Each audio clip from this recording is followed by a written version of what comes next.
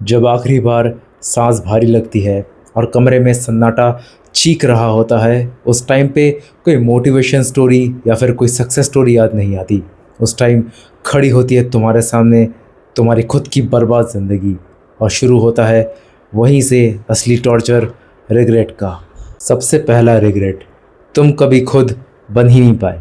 लोगों की डर की वजह से, चाहे सोसाइटी हो, माँ बाप हो, रिलेटिव्स हो, इन सब की वजह से तुम कभी अपने उस पोटेंशियल, उस हाईएस्ट फॉर्म पे कभी जा ही नहीं पाए जहाँ तुम डिज़र्व करते हो।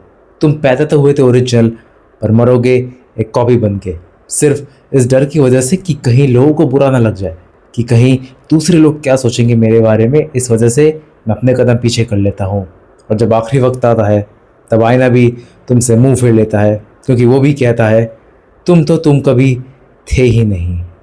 दूसरा रिग्रेट, तुम हमेशा डर के नीचे दबे रहे।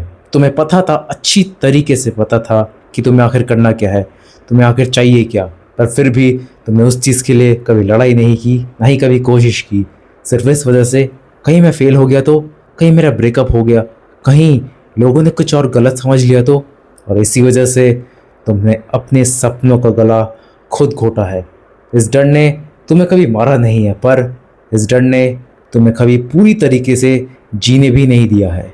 तीसरा रिग्रेट, तुमने अपने शरीर को कब्र बना दिया है। चाहे वो लेट नाइट पार्टीज़ हो, dopamine hit, without any discipline lifestyle, junk food, और इन सब फिजिकल और मेंटल स्ट्रेस की वजह से तुमने अपने बॉडी की तरफ कभी ध्यान ही नहीं दिया। तुमने अपने ही बॉडी के साथ दुश्मनों की तरह व्यवहार किया है, और उसका परिणाम क्या हुआ? तुम्हारे बॉडी ने एक दिन तुम्हें अचानक धोखा दे दिया है। तुम आज हॉस्पिटल के बेड पे पड़े हुए हो, शायद इस वीडियो को देख रहे हो, और ये तुम्हें ये समझ आ रहा है कि तुमने इतने सालों तक अपने बॉडी को जहर दिया है। चौथा रिग्रेट, तुमने अपने लोगों को खुद खोया है। चाहे वो गुस्सा हो, एटीट्यूड हो, या फिर ईगो हो।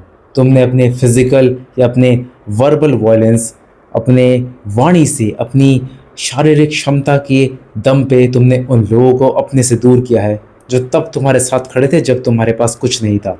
तुमने उनके कॉल्स इग्नोर किए, उनके साथ तुमने बात करना ज़रूरी नहीं समझा, उन्हें कभी सॉरी नहीं बोला, कभी कोई ग्रेटफुल नहीं रहे। तुमने क्योंकि ये सोचा कि अभी तो टाइम है ये सब, और असल में टाइम तो कभी था ही नहीं।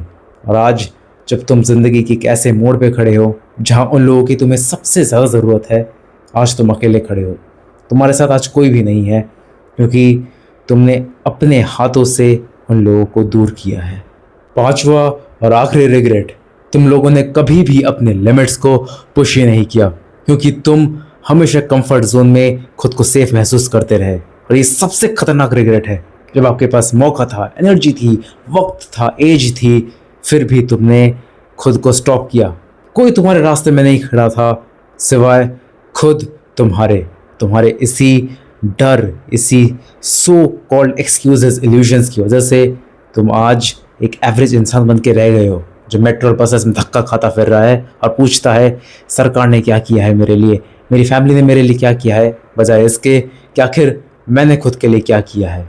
और ये डर तुम्हें ज़िंदगी भर सताता रहेगा।